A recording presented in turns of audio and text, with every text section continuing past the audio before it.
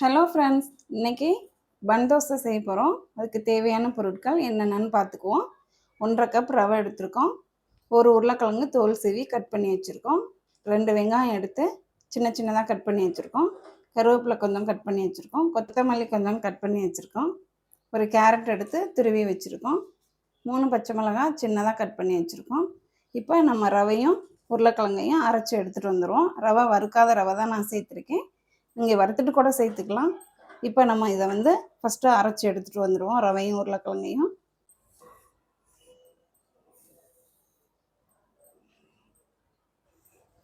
First ரவையை அரைச்சிட்டு அதுக்கப்புறம் உருளைக்கிழங்கு சேர்த்துக்குவோம். ரவையை இந்த மாதிரி நைஸாக அரைச்சதுக்கப்புறம் நம்ம உருளைக்கிழங்கு சேர்த்து கொஞ்சம் தண்ணி ஊற்றி நம்ம அரைச்சிக்கலாம்.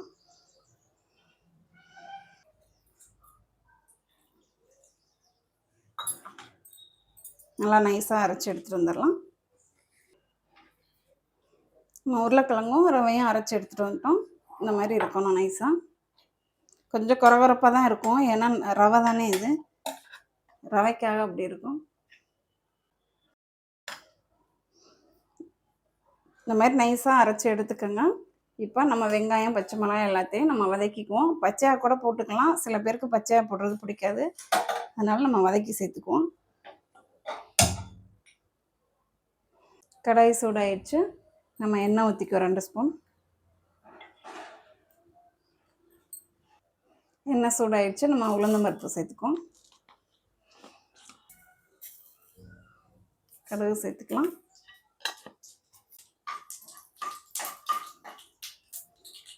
உளுந்து நல்லா சிவந்துருச்சு. நம்ம பச்சை மிளகாய் சேர்த்துக்கலாம்.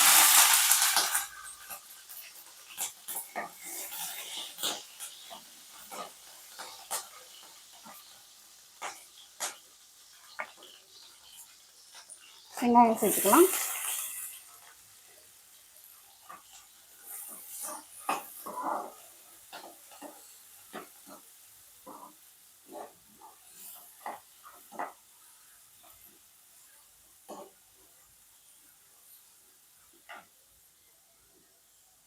கருவேப்பிலை, கொத்தமல்லி, கேரட் எல்லாத்தையும் சேர்த்துக்கிட்டாச்சு.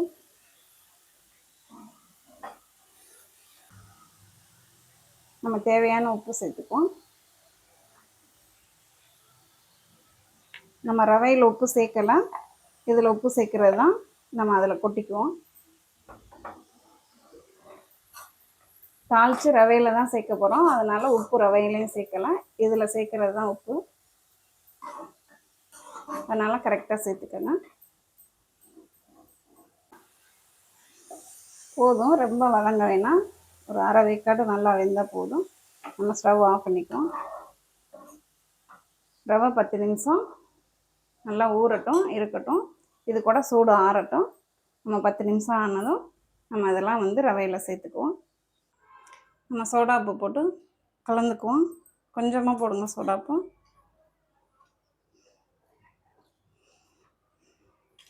பத்து நிமிஷம் ரவை ஊறட்டும். நல்லா நம்ம வதக்குனது கூட நல்லா ஆறட்டும். ஆறுனதும் சேர்த்துக்குவோம் 10 நிமிஷம் கழித்து. சில பேர் தயிர் சேர்த்துக்குவாங்க, நம்ம தயிர் சேர்க்கலாம். நம்ம சோடாப்பு போட்டு கலக்கி வச்சுருக்கோம். 10 நிமிஷம் இருக்கட்டும். இப்போ மூடி போட்டு நம்ம மூடி வச்சுக்குவோம். இப்போ இந்த கேப்பில் நம்ம சட்னி ரெடி பண்ணிக்குவோம்.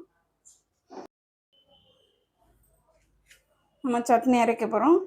3 பல்லு பூண்டு, 2 பெரிய வெங்காயம், 3 தக்காளி, கொஞ்சமாக உப்பு சேர்த்துக்குவோம். 1/2 ஸ்பூன் மிளகாத்தூள் சேர்த்துக்குவோம். நம்ம சட்னி அரைச்சி எடுத்துகிட்டு வந்துடும். சட்னி அரைச்சி எடுத்துகிட்டு வந்தாச்சு. நம்ம தாளிச்சுக்கலாம். சட்னி அரைச்சி எடுத்துகிட்டு வந்தாச்சு. அதுக்கு நம்ம தாளிப்பு கொடுத்துக்குவோம்.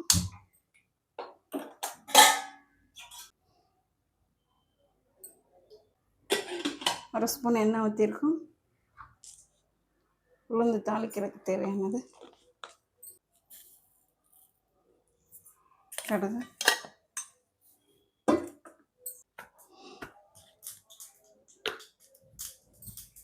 கொஞ்சம் பெருங்காயத்தூள் சேர்த்துக்குவோம்.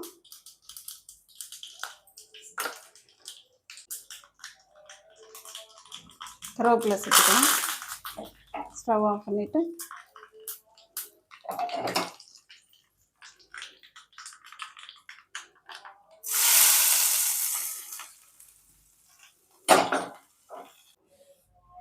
சட்னி ரெடி பண்ணியாச்சு. நம்ம இப்போ வதக்கி வச்சதை ரவையில் சேர்த்துக்கிட்டு நம்ம பன் தோசை ஊற்றலாம்.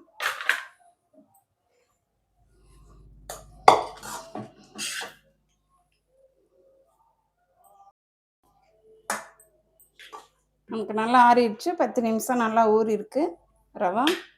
இப்போ எல்லாத்தையும் சேர்த்து நம்ம கலக்கிக்குவோம். நம்ம கலக்கி எடுத்து வச்சுக்கிட்டாச்சு.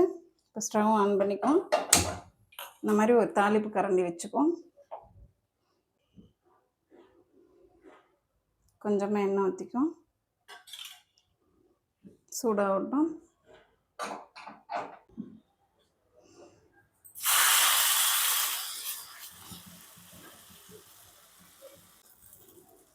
ரொம்ப ஹையில் வச்சுக்காதீங்க, மீடியம்லேயே வச்சுக்கோங்க.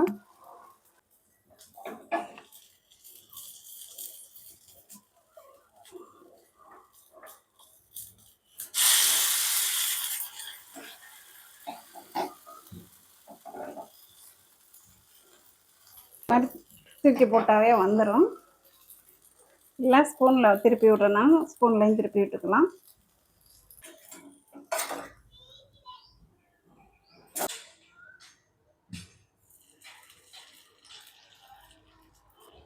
இந்த மாதிரி எல்லாத்தையும் நம்ம போட்டு எடுத்துக்கலாம். எல்லாத்தையும் நம்ம போட்டு எடுத்துக்கிட்டாச்சு. சட்னி கூட வச்சாச்சு. ரொம்ப டேஸ்ட்டாக இருக்கும். நமக்கு இட்லி மாவு தோசை மாவு எதுவும் இல்லாத நேரத்தில் டக்குன்னு ரவையை எடுத்து நம்ம வந்து ஈஸியாக ரொம்ப சீக்கிரமாக செஞ்சிடலாம். ஒரு தடவை ட்ரை பண்ணி பாருங்கள். நீங்கள் தயிர் சேர்க்குறனாலும் தயிரும் சேர்த்துக்கோங்க. சில பேர் தயிர் சேர்த்துக்க மாட்டாங்க, அதனால் நான் எப்போதும் சேர்க்க மாட்டேன். நான் இப்படி தான் செய்கிறது. ஒரு தடவை ட்ரை பண்ணி பாருங்கள் ஃப்ரெண்ட்ஸ். Okay, thank you friends.